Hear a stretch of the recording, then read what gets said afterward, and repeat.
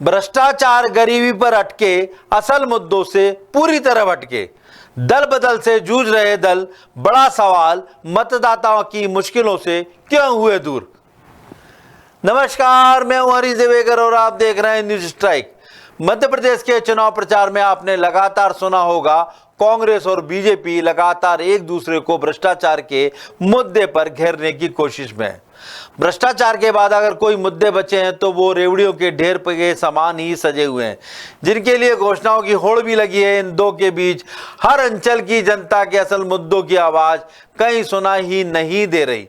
चुनाव में 5 दिन ही बचे हैं, लेकिन अब तक किसी भी राजनीतिक दल को उन मुद्दों की याद नहीं आई है जिनसे अंचल में हर अंचल जूझ रहा है। ये हाल तब है जब कांग्रेस बीजेपी दोनों ने वादा किया था कि वो जिलेवार घोषणा पत्र जारी करेंगे। उसके बावजूद स्थानीय मुद्दे अब तक अनसुने ही रह गए। मध्य प्रदेश में कांग्रेस और बीजेपी दोनों अपने वचन पत्र या संकल्प पत्र के जरिए ये साफ कर चुकी हैं कि दोनों ही दलों को गरीबों, किसानों और महिलाओं की बहुत ज्यादा फिक्र है। कुछ बिंदुओं में स्कूली बच्चों की फिक्र भी नजर आई। इसके बावजूद दोनों ही दल असल मुद्दों को एड्रेस करने से कोसों दूर रह गए हैं। पहले एक नजर में देखते हैं कि किस दल ने अपने वोटर से क्या वादे किए हैं। पहले नजर डालते हैं बीजेपी के वादों पर। बीजेपी ने जो वादे किए हैं उनमें 5 साल तक गरीबों को मुफ्त राशन, किसानों से 2,700 रुपए प्रति क्विंटल पर गेहूं और 3,100 रुपए प्रति क्विंटल पर धान की खरीदी, किसान सम्मान निधि और किसान कल्याण योजना से किसानों को सालाना 12,000 रुपए देने का प्रावधान। मध्य प्रदेश का कोई भी परिवार बेघर नहीं रहेगा। पीएम आवास योजना के साथ ही मुख्यमंत्री जन आवास योजना शुरू होगी। लाडली बहनों को आर्थिक सहायता के साथ पक्का मकान मिलेगा। प्रत्येक परिवार में कम से कम एक रोजगार या स्वरोजगार के अवसर मिलेंगे। 15 लाख ग्रामीण महिलाओं को कौशल प्रशिक्षण के जरिए लखपति बनाएंगे।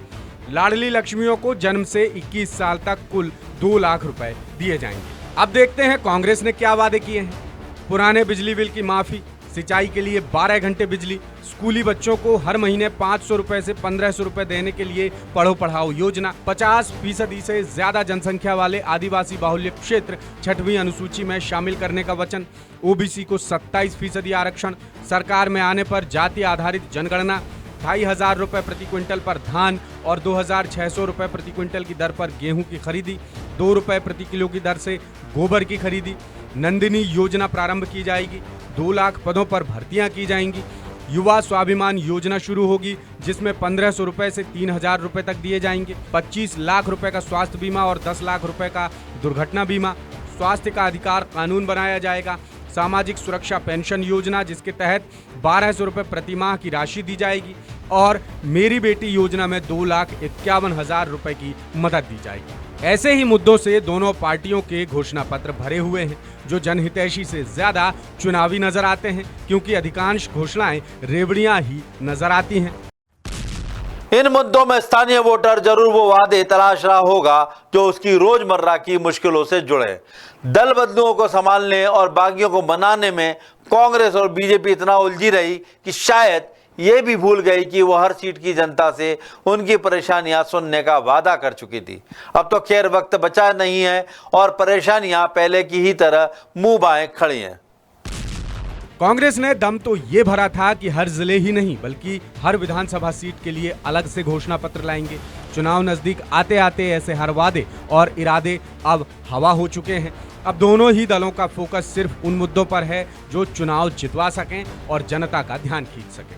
इस चक्कर में वो मुद्दे अब अनदेखे और अनसुने हो चुके हैं जिनसे क्षेत्र की जनता दो चार हो रही है। अंचल वाइज बात करें तो महाकौशल और विंध्य में शीतल पानी, चाड़ा, पंडरी पानी, ठाड़पथरा आदि क्षेत्रों में करीब 7,000 लोग कुपोषित हैं। इसी तरह मंडला में 11 लाख की आबादी में से बीपीएल कार्ड धारक परिवारों की संख्या लगभग 2,48,000 है। यहाँ कुपोषित बच्चों की संख्या लगभग 4,000 है। जुन्नार देव, अमरवाड़ा और तामिया में गरीबी और कुपोषण दोनों दिखाई देते हैं। बुंदेलखंड के हाल देखें तो यहाँ पलायन सबसे बड़ा मुद्दा है जिस पर किसी भी पार्टी का ध्यान नहीं गया, खास तौर पर टीकमगढ़ का। कुडिला, देरी, फुटेर, भेलसी सहित ऐसे कई गांव हैं जो सूने पड़े रहते हैं। यही हाल छतरपुर के ग्रामीण इलाकों में भी है। इस क्षेत्र में केन बेतवा सिंचाई परियोजना, तालाबों के निर्माण अब तक धरातल पर नहीं उतर सके। मालवा निमाड़ की बात करें तो मंदसौर जिले के तहत आने वाले मल्हारगढ़ और सुवासरा विकासखंड के बच्चों में 10 से 12% तक कुपोषण है। रतलाम जिले में भी कुपोषित बच्चों की संख्या करीब 14,000 है और खरगोन जिले में 8,000 बच्चे कुपोषित हैं। सिकल सेल एनीमिया की बीमारी भी यहाँ पर बड़ी परेशानी की वजह है। इससे करीब 10,000 से ज्यादा लोग पीड़ित बताए जाते हैं। धार जिले की बात करें तो यहाँ कुपोषित बच्चों की संख्या करीब 7,000 है और सिकल सेल एनीमिया से पीड़ित बच्चों की संख्या है करीब 5,000। इसी तरह देवास, अलीराजपुर, झाबुआ और बुरहानपुर जिलों में भी कुपोषण बड़ी समस्या है। मध्य क्षेत्र की बात करें तो विदिशा से करीब 70 किलोमीटर दूर स्थित ग्राम पंचायत बरोदिया के अंतर्गत छोटे छोटे 9 गांव हैं।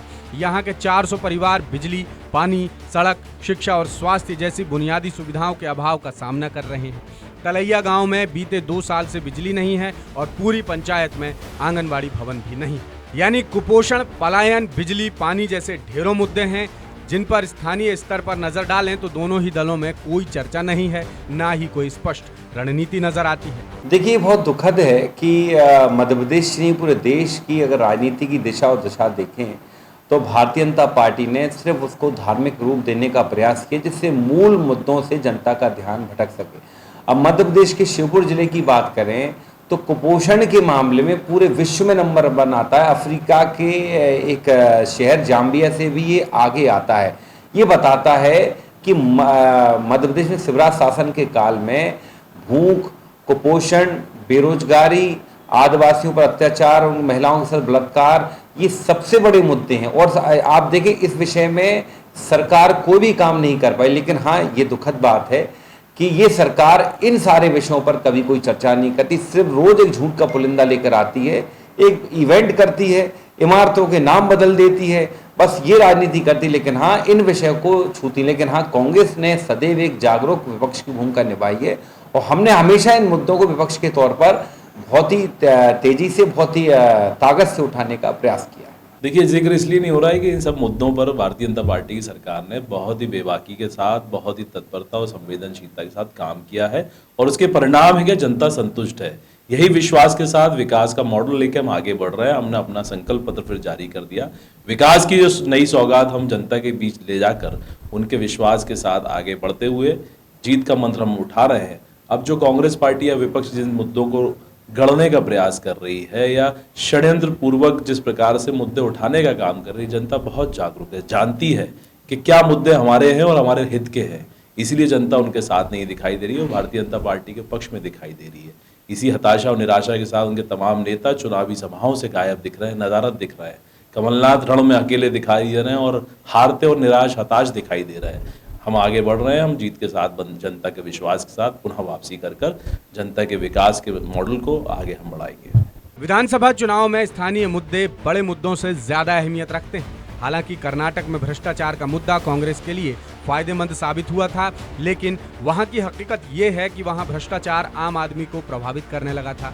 मध्य प्रदेश में आम मतदाता को परेशान करने वाले दूसरे भी कई मुद्दे हैं जिन्हें एड्रेस किया जाता तो शायद ज्यादा माइलेज लिया जा सकता था, क्योंकि विधानसभा चुनाव में स्थानीय मुद्दे वोटर से जुड़ने में ज्यादा मददगार साबित होते हैं। निश्चित तौर पे मध्य प्रदेश में इतने मुद्दे हैं पर चुनाव में मुद्दों पे बात नहीं हो रही। चुनाव में बात हो रही है केवल वोट कैसे मिल सकते हैं, कैसे लोगों को बरगलाया जा सकता है। मध्य प्रदेश में बेरोजगारी की समस्या है, कुपोषण की समस्या है, भ्रष्टाचार की समस्या है, रोजगार की इतनी बड़ी समस्या है, भ्रष्टाचार, यहाँ कितने सारे मुद्दों पर भ्रष्टाचार है। लेकिन इन तमाम मुद्दों को छोड़कर बात हो रही है, कभी बात हो रही है सनातन धर्म की, कभी बात हो रही है कि लाडली बहना, केवल लाडली बहना अकेले से ही कोई चुनाव नहीं जीता सकता। बात हो रही है वचन पत्र और संकल्प पत्र की, उनमें भी क्या है ये बहुत ज्यादा लोगों ने पढ़े भी नहीं है, ना लोगों तक पहुंचे हैं। आम आदमी तक इनके ना संकल्प पत्र पहुंचे हैं, ना वचन पत्र पहुंचे हैं। लेकिन जो मुख्य मुद्दे हैं मध्य प्रदेश के, उन मुद्दों पर इस चुनाव में गायब है, पूरी तरह से मुद्दे सिरे से गायब है। कुपोषण की बात क्यों नहीं होती है? मतलब आप ये अंदाज लगाइए कि कितने लोग बेरोजगार हैं, किस विभाग में कितने पद खाली हैं, ये पद क्यों नहीं भरे जा रहे हैं। जब भर्तियां निकलती हैं तो उसमें इतना भ्रष्टाचार क्यों होता है, उस क्यों नहीं ईमानदारी से बस्तियां हो पाती है। इन पर बात कब होगी? जब चुनाव निकल जाएंगे उसके बाद कौन पूछेगा? 5 साल बाद फिर ये जो मुद्दों से भटकाने की राजनीति है उसे कम से कम कांग्रेस को समझना चाहिए और कम से कम सत्तारूढ़ पार्टी के भटकाने में तो नहीं आना चाहिए। अंचलवार बात करें तो ये बड़े मुद्दे हैं। अगर जिलेवार या सीटवार नजर डाली जाती तो शायद और भी अहम मुद्दे निकलकर सामने आ जाते। इसी मुद्दे से जुड़ा हमारा आज का सवाल है कि क्या मध्य प्रदेश में क्षेत्रवार मतदाताओं के मूल मुद्दों को भूल रही है बीजेपी कांग्रेस? आपके पास हैं 3 विकल्प, हाँ, नहीं और कह नहीं सकते। इस सवाल का जवाब आप हमारे तमाम digital media platforms Facebook, YouTube, Twitter और इंस्टाग्राम सहित हमारी वेबसाइट www.thesootr.com पर भी दे सकते हैं। पिछले एपिसोड में हमने आपसे सवाल पूछा था कि त्रिकोणीय मुकाबले वाली सीट पर कांग्रेस से ज्यादा क्या बीजेपी को नुकसान पहुंचाएगी बसपा? इसके जवाब में 77% लोगों ने कहा हाँ, 19% लोगों ने कहा नहीं और 3% लोग बोले कह नहीं सकते। अफसोस कि आम जनता की सरकार बनने के ख्वाहिशमंद सियासी दल आम जनता के मुद्दों पर ही बात करना भूल गए। दोनों का मकसद सिर्फ एक है, किसी भी तरह सत्ता में वापस आना। इसलिए वो मुद्दे चुने गए हैं जो कुर्सी तक पहुंचने की राह आसान बना सके।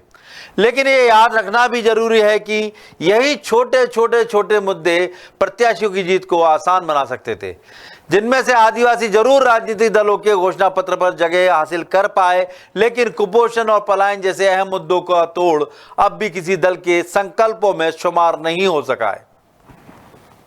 नमस्कार।